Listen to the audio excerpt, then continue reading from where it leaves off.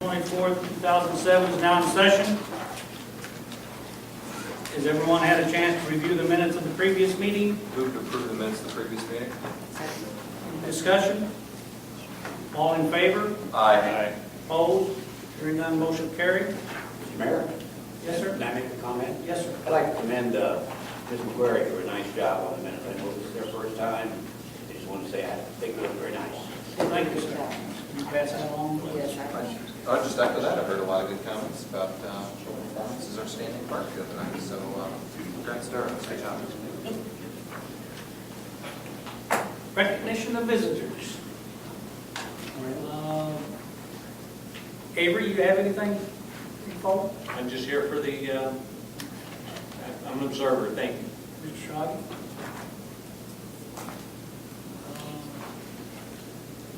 And Ms. Thomas, is that right? Yes, yes, ma'am. Do you have anything you'd like to bring before the council? I have a few questions, if this is the appropriate time.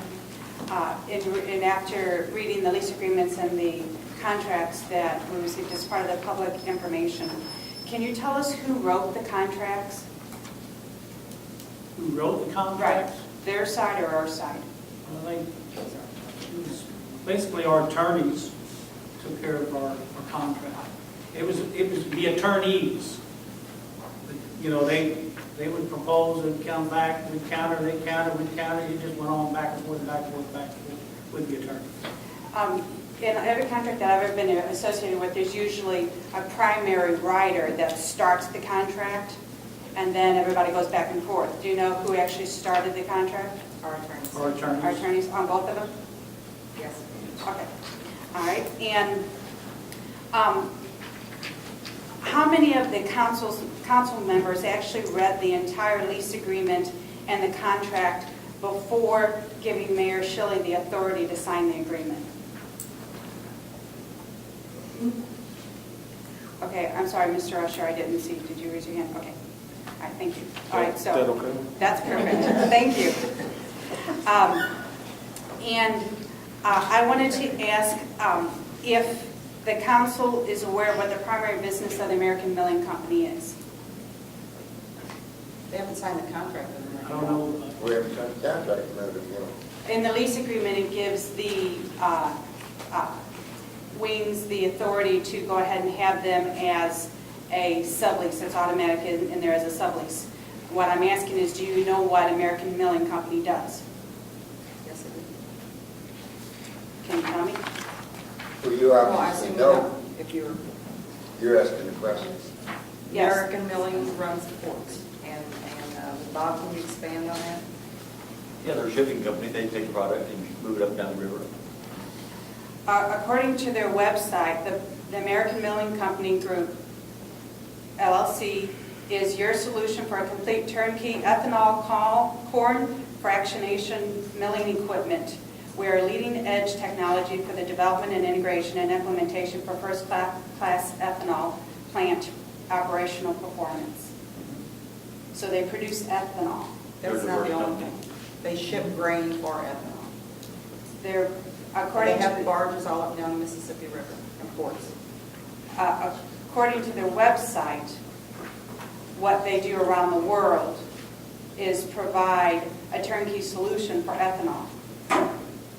And it doesn't say anything about creating barge equipment or anything. So I was curious, what part of the company is this a new part of their company that they haven't done worldwide? Because all of their plants that they have worldwide are in other countries. We don't have an agreement with American Milling. We have an agreement with Wings Enterprises. Correct, but if in that agreement with Wings Enterprises, you automatically give permission for American Milling Company to come in, wouldn't you want to know what American Milling Company's intentions are before giving them carte blanche authority to sublease that land? I do know what their intentions are. You know, they're a port. They're a port. They ship up and down the river.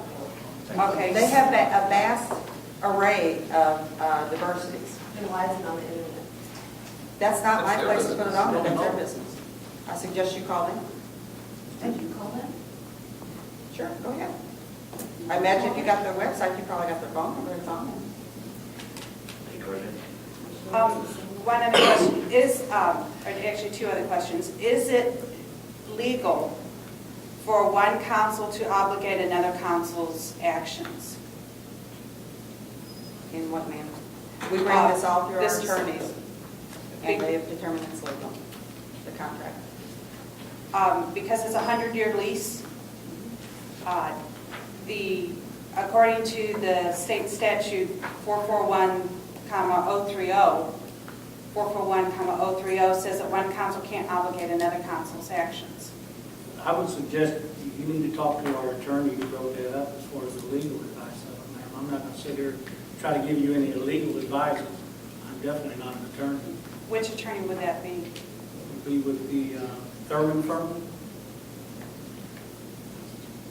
Is there a specific John Howell. John Howell. HOWE? ALD. HOWALD. Howell, Howald. Okay, thank you.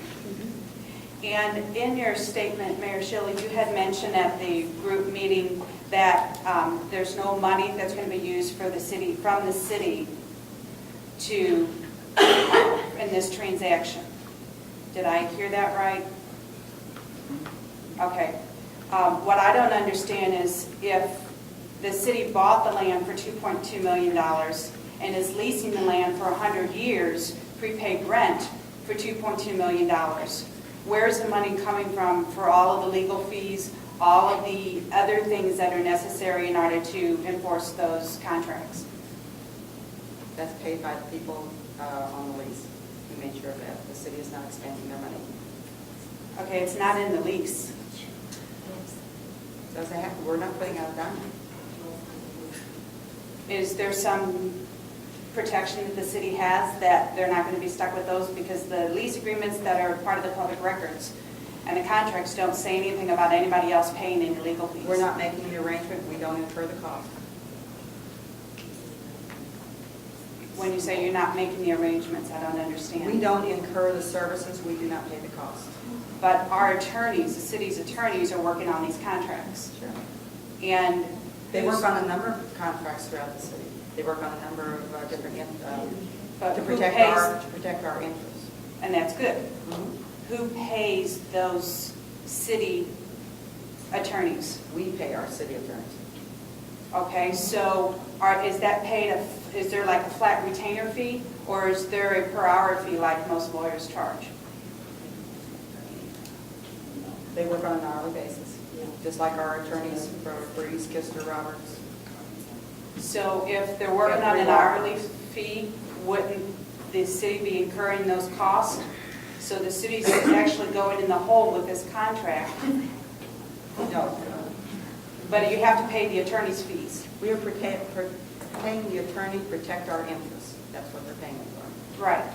And I guess we can agree to disagree, but in my logic, if you sell the land for exactly how much you get, and in the $2.2 million is a wash, then every hour that the city attorneys have been protecting the city by doing these contracts, which I think is a good idea, by the way, those fees are being incurred by the city, which is in turn being paid for by the residents. Yes, sir. Okay. Thank you. Yes, sir.